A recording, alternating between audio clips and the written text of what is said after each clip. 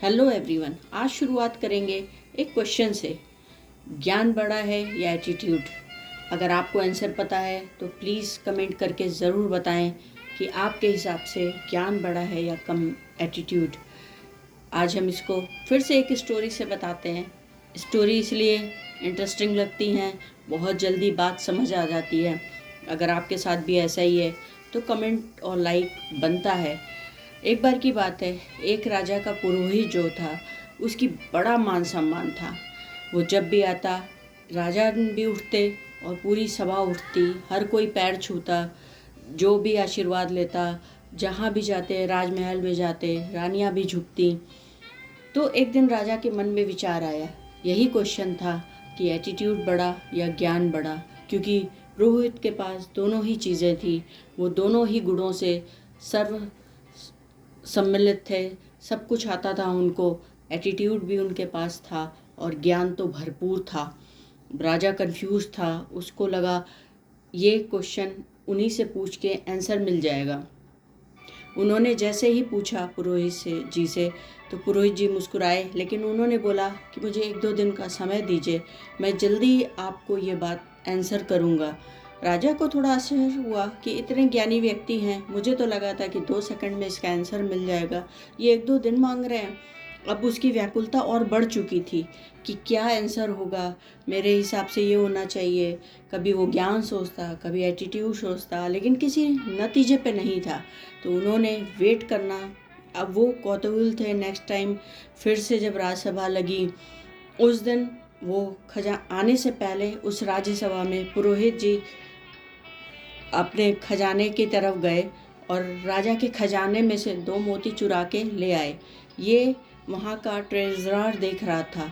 जब उसने खजांची ने ये देखा तो उसको बड़ा आश्चर्य हुआ, हैरानी भी हुई कि इतने ईमानदार राजपुरोहित आज ऐसी हरकत क्यों कर गए। उस दिन तो वो चुप रहा, कुछ नहीं बोला। उस दिन राज्यसभा में पूरा स्वागत हुआ, सब कुछ हुआ, लेकिन खजांची के मन में बड़ी बेचैनी थी। राजा को बताए नहीं करे, क्या करे। दूसरे दिन फिर ऐसा ही हुआ। राज्यसभा लगने से पहले फिर राजपुरोहित जी खजाने की तरफ गए और वहाँ से उन्होंने हीरे मोती चुरा करके और अपने पास रख लिए और फिर वापस वो राज्यसभा में आए। अब उस दिन खजांची जी से, ट्रेजरर से नहीं रहा गया। उन्होंने ये बात राजा को बोल दी राज्यसभा में बैठने से पहले। राजा की भवें तन चुकी थी, राजा गुस्सा हो चुका था। जैसे ही राजपुरोहित आए, उन्होंने उठ करके कोई सम्मान नहीं किया। अब राजा नहीं उठे तो बाकी लोग कैसे उठे? वो भी बैठे, लेकिन सब अचंभित थे कि हो क्या रहा है। और जैसे ही राजपुरोहित जी समझ चुके थे, तो उन्होंने, जब राजा ने आदेश दिया कि भाई आप इनको पकड़ा जाए, इन्होंने राजगृह के खजाने में से कुछ हीरे मोती और मोतियाँ चुराए हैं। पुरोहित जी हंस पड़े, बोले राजा, ज्ञान बड़ा है या एटीट्यूड? आपके आंसर के लिए मैंने ऐसा किया। आप यही सोच रहे होंगे मैंने क्यों किया। मैंने सिर्फ ये जानने के लिए, मैंने जब मोती चुराए ज्ञान तब भी मेरे पास था, जब मैंने हीरे जवाहरात चुराए ज्ञान तब भी मेरे पास था। आप सब मुझे कई वर्षों से जानते हैं, मेरा आचरण भी जानते हैं, लेकिन जैसे ही मेरा आचरण बदला, एक दिन के लिए ही आप सबकी नज़रों से मैं उतर गया। कोई मेरे सम्मान में खड़ा नहीं हुआ। आपको बात पता ही चलते ही आप गुस्सा हो गए, आपने पकड़ने का आदेश दे दिया। तो आचरण बड़ा है या ज्ञान? इस बात की अब आंसर देने की मुझे कोई ज़रूरत नहीं है, बोल करके वो जाने लगे।